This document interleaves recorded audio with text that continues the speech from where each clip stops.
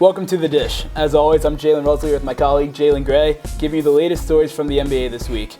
For the first time all year, the Eastern Conference playoff race is actually interesting. The last two seeds in the Eastern Conference are up for grabs between 5 teams: Miami, Boston, Brooklyn, Indiana, and Charlotte. Do you think Miami will be able to lock up one of those 2 seeds? I definitely do. I mean, they made, the strong move at the trade deadline by getting Goran Dragic, and Whiteside is, coming into his own. So I think they have one of the most formidable rosters out of the 5 teams. And for one, Whiteside has a temper issue. You never know if he's going to be able to stay in the game the entire time. That was a couple of times. I think it's nice that he's fiery. True, but you also didn't mention D Wade because his health is always up in the air. I think they've been resting him lately for a push in the playoffs. Right, but numbers-wise, you never know what you're going to get from him. They want LeBron in that 7th seed. 22 points, last 4 games, 22 points, 12 points, 21 points, 13 points. Okay. You never know what you're going to get out of him on a nightly basis, and I think that inconsistency is going to He's played through injury before.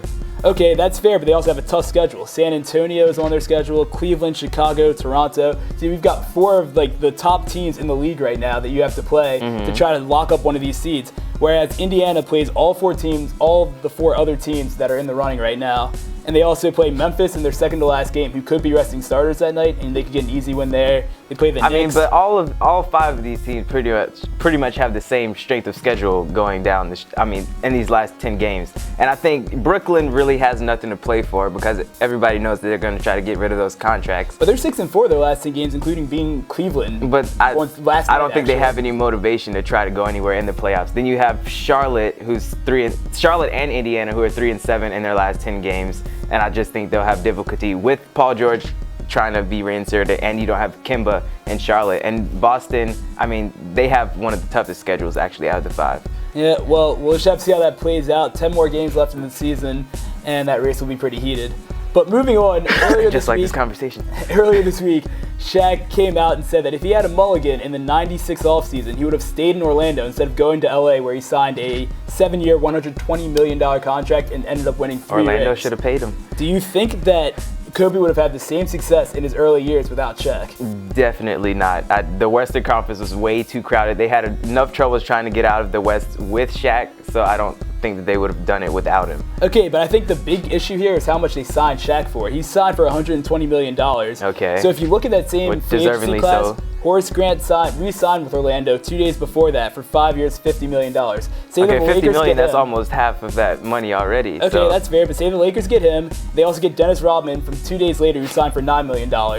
With them, you get 18 points, 25 rebounds a game. Shaq was giving you 26 and 12. So you're really not dropping off. And then there were some much. seasons where he was averaging 30 and 14. So that's fair, but I think that Shaq, yes, he's a dominant player, one of the most dominant players in the early 2000s, late 90s. Ever in the history of the NBA. That's also fair. But I think that pieces-wise, you can build other pieces around that core team with Kobe and Derek Fisher, both young players that year, that you can get a team together that can rival all the other teams in the West. I really don't think so.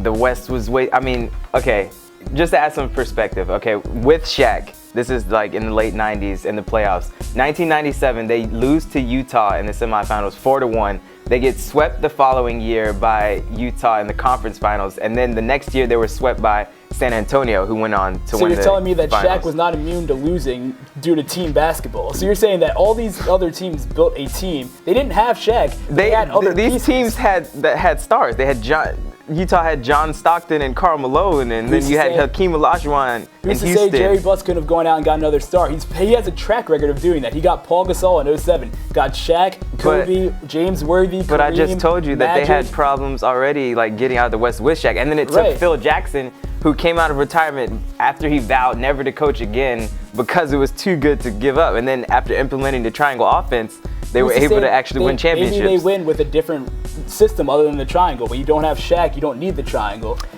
Those are a lot of pieces that have to come together, and I think that would have taken a much longer time to cultivate all of that together. Maybe it could have been a better team overall. But that's all we have for you this week on The Dish. I'm Jalen Russell, he's Jalen Gray. Keep liking the Facebook page and have a good week.